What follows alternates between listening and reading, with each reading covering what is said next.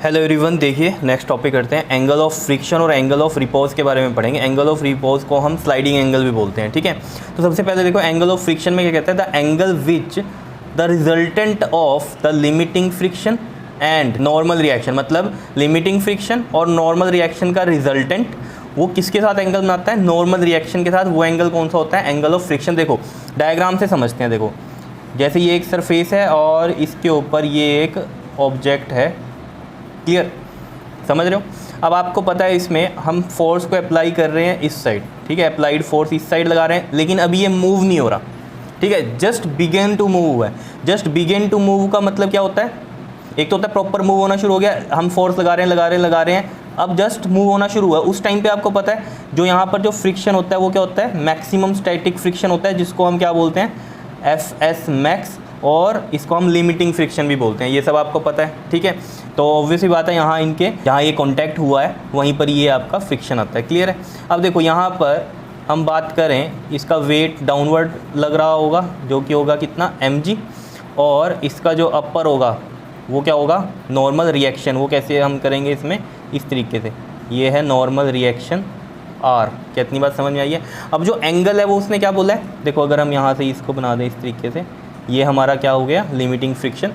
अब उसने क्या बोला है यहाँ पर आपको कि जो एंगल है वो किसका रिजल्टेंट है आपके पास, the angle which the resultant, मतलब रिजल्टेंट किसका, लिमिटिंग फ्रिक्शन, और इस नॉर्मल रिएक्शन का रिजल्टेंट कहाँ बनेगा, ये बनेगा आपके पास इस तरीके से, ठीक है, ये रिजल्टेंट आ गया। अब ये जो रिजल्टेंट है ये किसके साथ एंगल बना रहा है, देखो makes with the normal reaction, ये वाला थीटा, इसको हम थीटा बोलेंगे। अब समझ में आ रही है बात या नहीं, बताओ।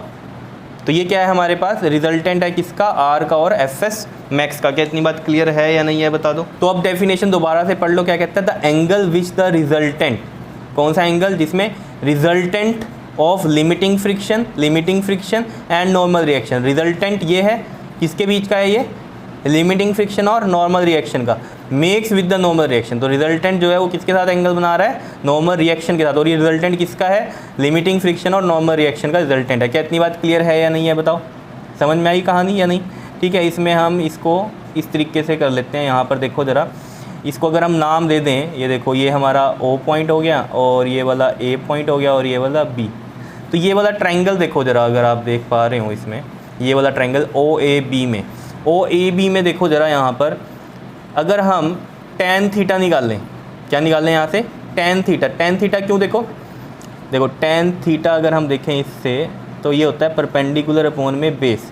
अब देखो परपेंडिकुलर क्या है, देखो थीटा के सामने वाला क्या बनता है, परपेंडिकुलर बनता है। 90 डिग्री एंगल कहाँ पर होगा इसमें, अगर ये हम थोड़ा इस तरीके से बनाएं आगे तक इसको, ठीक है, तो ये 90 डिग्री एंगल, समझ रहे हो। तो 90 के सामने वाला क्या होता है, हाइपोटेन्यूज, तो जो बचा वो क्या हो गया, बेस हो गया। क्योंकि ट्रायंगल कौन सा ले रहे हैं हम, OAB में, तो यहाँ लिख भी सकते हो इन ट्रायंगल OAB में। तो P क्या है हमारे पास, ये वाला AB, और बेस क्या है हमारे पास, ये OA।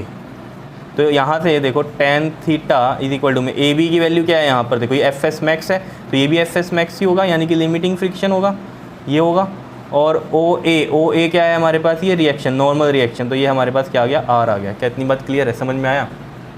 अब देखो यहाँ से देखो, अब आप कहोगे कि tan थीटा ही क्यों लिया, क्योंकि देखो परपेंडिकुलर और बेस जो था हमें पता है कि उन्हीं के बीच का रिजल्टेंट है, ठीक है ना। देखो परपेंडिकुलर ये बनता है, ये हमारा लिमिटिंग फ्रिक्शन है, और बेस क्या है हमारा, ये रिएक्शन है, नॉर्मल रिएक्शन है। तो ये दो चीज़ें ही के बीच का जो था रिजल्टेंट हमारे पास ये था, और इसका एंगल बन रहा है किसके साथ, नॉर्मल रिएक्शन के साथ।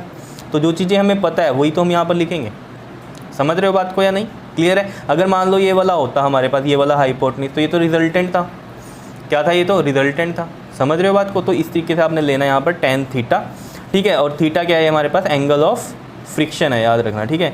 तो ये हम यहाँ पर देखो कैसे करेंगे। अब FS मैक्स आपको पता है, लिमिटिंग फ्रिक्शन जो है हमारे पास क्या आया था, जल्दी से बताओ, μSR था, याद है। Limiting friction is directly proportional to reaction होता था, याद आया कुछ, और फिर हम डायरेक्टली प्रोपोर्शनल का साइन हटाते थे। देखो FS मैक्स जो मैंने आपको बताया था डायरेक्टली प्रोपोर्शनल था R के, तो लिमिटिंग फ्रिक्शन के जब लॉस कराए थे तो इक्वल टू का साइन करके यहाँ μS आ रहा था। μS क्या था, कोफिशिएंट ऑफ स्टैटिक फ्रिक्शन था, तो ये था। तो इसकी वैल्यू यहाँ पुट करो, देखो जरा अब, तो tan थीटा क्या आ जाएगा, FS मैक्स की वैल्यू क्या पुट कर दी हमने, μSR, और नीचे क्या है, ये एक R है, ये समझ रहे हो ना। देखो अगर इसको फर्स्ट मानो, इसको सेकंड मानो, तो यहाँ मैंने ये लिख दिया वी नो दैट, ठीक है। तो यहाँ लिख सकते हो आप पुट सेकंड इन फर्स्ट। जिनको नहीं समझ में आ रही है बात तो सिंपली ऐसे आप देख के कर सकते हो, ठीक है। तो देखो आर से ये आर कैंसिल हो गया, तो यहाँ से देखो आपके पास टेन थीटा क्या आ गया, म्यू एस आ गया। क्या इतनी बात क्लियर है या नहीं है, बताओ कोई दिक्कत? तो यहाँ से अगर आपको थीटा निकालना है तो क्या बन जाएगा, वो टेन इनवर्स म्यू एस बन जाएगा। तो टेन थीटा यहाँ पर म्यू एस आ गया। तो इसको हम लिख सकते हैं क्या यहाँ पर, देखो यहाँ लिख देता हूँ मैं कि जो कोफिशिएंट ऑफ स्टैटिक फ्रिक्शन है यहाँ पर, कोफिशिएंट ऑफ स्टैटिक फ्रिक्शन वो किसके इक्वल है, is equal to tangent of angle of friction. ये चीज़ आप यहाँ पर लिख सकते हो। क्या इतनी बात क्लियर है या नहीं है, ठीक है। नेक्स्ट चलते हैं हम एंगल ऑफ रिपोज पे। एंगल ऑफ रिपोज को हम क्या बोलते हैं, स्लाइडिंग एंगल भी बोल सकते हैं, ठीक है। तो इसको हम क्या बोल सकते हैं, स्लाइडिंग एंगल भी बोलते हैं एंगल ऑफ रिपोज को। ये क्या होता है, देखो क्या लिख रहा है, it is the minimum angle that an inclined plane makes with the horizontal when a body placed on it just begin to slide down. मतलब क्या है इसका, देखो जैसे एक इंक्लाइंड प्लेन है, ठीक है, इंक्लाइंड प्लेन हमने बना लिया, मान लो ये एक इंक्लाइंड प्लेन है, ठीक है। तो ये जो एंगल ऑफ रिपोज है वो क्या होता है, इस इंक्लाइंड प्लेन पे ये आपके पास एक ऑब्जेक्ट यहाँ प्लेस्ड है, ठीक है। और ये क्या है, ये जो आपका इंक्लाइंड प्लेन है ये इस हॉरिजॉन्टल के साथ जो एंगल बना रहा है थीटा, और ये एंगल कौन सा है, मिनिमम एंगल है जिस पे ये स्लाइड डाउन होना शुरू होगा सिर्फ। देखो ना, जैसे समझो यहाँ पर अभी एंगल ये है और यहाँ ये ऑब्जेक्ट रखा है, अभी ये कुछ नहीं हो रहा, मूव हो ही नहीं रहा नीचे की तरफ, ठीक है। अब क्या किया, थोड़ा एंगल और बढ़ा दिया, ठीक है। अब ये थोड़ा सा क्या हुआ है, जस्ट चलना ही शुरू हुआ है नीचे।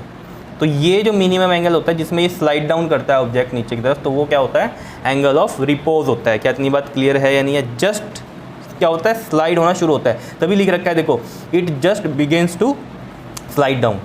पूरा देखो दोबारा से पढ़ो, it is the minimum angle that an inclined plane, it is the minimum angle that an inclined plane, ये इंक्लाइंड प्लेन है, makes with horizontal, makes with ये हॉरिजॉन्टल लाइन के साथ बना रहा है, when a body placed on it, जब body को प्लेस्ड किया इसके ऊपर, and it just begin to slide down, और ये just begin to slide down होनी शुरू होती है। तो वो जो एंगल होता है मिनिमम एंगल, अगर ये बॉडी नीचे नहीं आ रही है, ठीक है ना, तो मतलब क्या है, वो एंगल ऑफ रिपोज नहीं है। एंगल ऑफ रिपोज क्या है, वो मिनिमम एंगल जिस पे ये स्लाइड डाउन होनी शुरू होती है।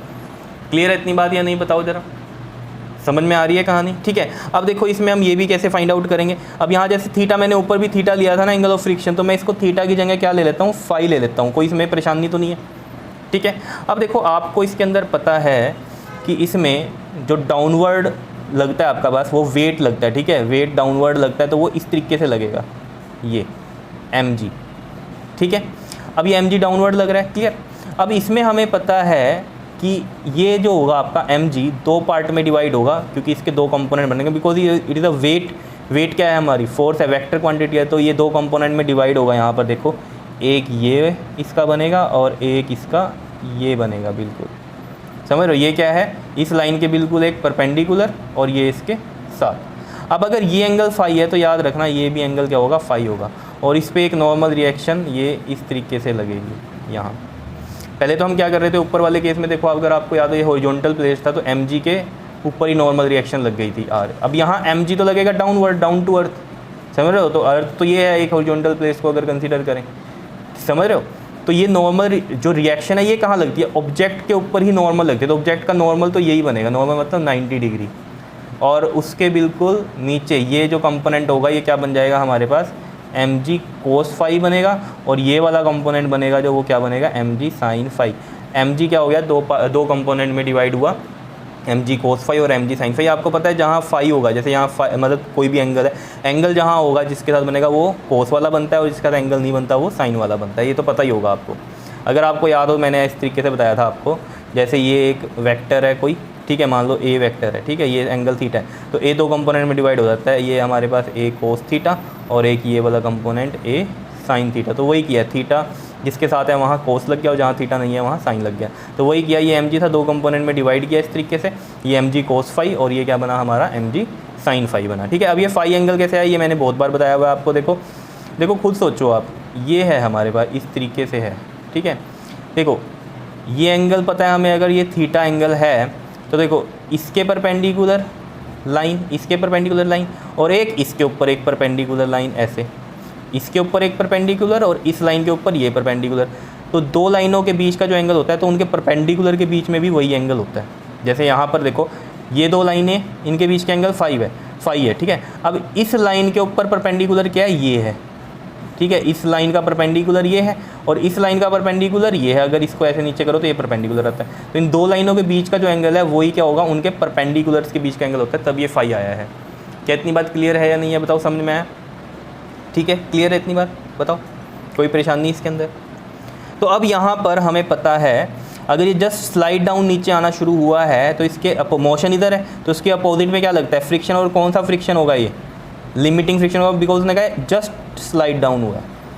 पूरा एंगल नहीं हमने बढ़ा दिया इसका, पूरा का पूरा टिल्टेड नहीं कर दिया इस तरीके से, जैसे ये अभी ऐसे है, इतने इस तरीके से ऐसे नहीं कर दिया कि वो ऑटोमेटिकली नीचे आ जाए।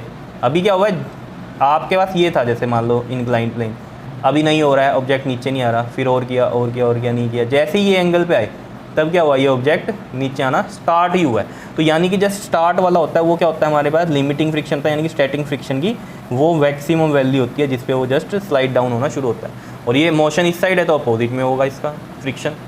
क्या इतनी बात क्लियर है या नहीं है, बताओ। तो यहाँ से अब देखो ज़रा, ये इक्विलिब्रियम में फोर्सेस हम कंसिडर करते हैं। तो देखो यहाँ पर इस पॉइंट पे अगर हम देखें तो जो एफ या हम पहले ये वाला देखें, देखो आर जो है वो किसके इक्वल है, ये बिल्कुल ही स्ट्रेट है ऐसे, ठीक है। तो ये जो आर है यहाँ पर ये किसके इक्वल आ रहा है, एम जी कोस फाई के इक्वल आ रहा है। और यहाँ से अगर हम देखें एफ एस मैक्स जो है हमारे पास वो किसके इक्वल आ रहा है, यहाँ से ये एम जी साइन फाई के इक्वल आ रहा है। बताओ इसमें कोई परेशानी? अब यहाँ पर देखो ज़रा, आपको पता है एफ एस मैक्स यानी कि लिमिटिंग फ्रिक्शन, जो कि हमने ऊपर भी लिखा था अभी, म्यू एस आर के इक्वल होता है, म्यू एस इंटू में आर के इक्वल होता है। तो बस ये वैल्यूज़ पुट करो इसके अंदर, समझ रहे हो। देखो एफ एस मैक्स की वैल्यू क्या है यहाँ पर, एम जी साइन फाई, और म्यू एस आ गया, और आर की वैल्यू क्या है यहाँ पर, एम जी कोस फाई। तो देखो ये वाला एम जी से ये वाला एम जी कट जाएगा, अगर इसको इधर भी लेके जाओगे तो अपॉन में जाएगा एम जी, क्योंकि ये सारी चीज़ मल्टीप्लाई में है, तो कैंसिल हो जाएगी कि नहीं हो जाएगी, बताओ, समझ रहे हो। तो यहाँ से क्या बचा आपके पास, ये साइन फाई, और साइन फाई के नीचे मैं इधर से ये कोस फाई ले आता हूँ, और ये क्या आ गया हमारे पास, म्यू एस आ गया। साइन और कोस क्या होता है, साइन अपॉन में कोस क्या होता है, जल्दी से बताओ, टैन होता है, तो टैन फाई आ गया, ये म्यू एस के इक्वल हो गया। अब अगर यहाँ से आप देखना चाहो तो टैन फाई किसके इक्वल आ रहा है, म्यू एस के, यानी कि एंगल ऑफ रिपोज अगर हमें निकालना है तो फाई इक्वल टू क्या हो जाएगा, tan inverse of mu S हो जाएगा। बताओ इसमें कोई दिक्कत? जैसे ऊपर tan theta is equal to में क्या आया था, म्यू एस, यहाँ पर क्या आ गया, टैन फाई भी म्यू एस के इक्वल आ गया। अब यहाँ से देखो एक रिलेशन निकलेगा, क्या, देखो टैन फाई म्यू एस के इक्वल है, ठीक है, और टैन थीटा भी ऊपर से क्या था, म्यू एस के इक्वल था। तो देखो and we know tan theta भी किसके इक्वल था, म्यू एस के इक्वल था। तो ये देखो इनकी क्या है, ये राइट हैंड साइड इक्वल है, तो इनकी ये लेफ्ट हैंड साइड भी क्या हो जाएगी, इक्वल हो जाएगी। तो tan phi is equal to में क्या हो जाएगा, टैन थीटा, टैन से टैन कैंसिल होगा, तो फाई इज इक्वल टू में क्या आ जाएगा, ये है टैन थीटा, ये वाला tan phi is equal to में टैन थीटा, तो फाई और ये कितना आ गया, थीटा। तो यहाँ से हमें एक बात समझ में आ रही है कि angle of repose is equal to क्या होता है, एंगल ऑफ फ्रिक्शन होता है। क्या इतनी बात क्लियर है या नहीं है, बताओ। तो ये हम लिख सकते हैं यहाँ पर कि नहीं लिख सकते हैं, तो हम यहाँ लिख देते हैं ये। So angle of repose is equal to angle of friction. बताओ समझ में आया या नहीं। बिल्कुल सिंपल सी कहानी थी, कुछ भी मुश्किल नहीं थी, बताओ, ठीक है। तो इसमें अगर आप यहाँ करना चाहते हो, इसको फर्स्ट मान लो, इसको सेकंड मान लो, और इसको मान लो थर्ड, तो आप लिख सकते हो put first and second in third. तो ये आ गई थी आपके पास इक्वेशन।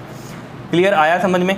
एंगल ऑफ फ्रिक्शन और एंगल ऑफ रिपोज क्या है, तो एंगल ऑफ रिपोज क्या है, मिनिमम एंगल इंक्लाइंड प्लेन का जिस पे कि बॉडी जस्ट स्लाइड डाउन होनी शुरू होती है। क्या इतनी बात क्लियर है या नहीं है, बताओ, समझ में आया। एंगल ऑफ फ्रिक्शन और एंगल ऑफ रिपोज क्या है। तो नेक्स्ट वीडियो में हम वर्क डन की बात करेंगे, ठीक है, क्लियर, ओके, थैंक यू।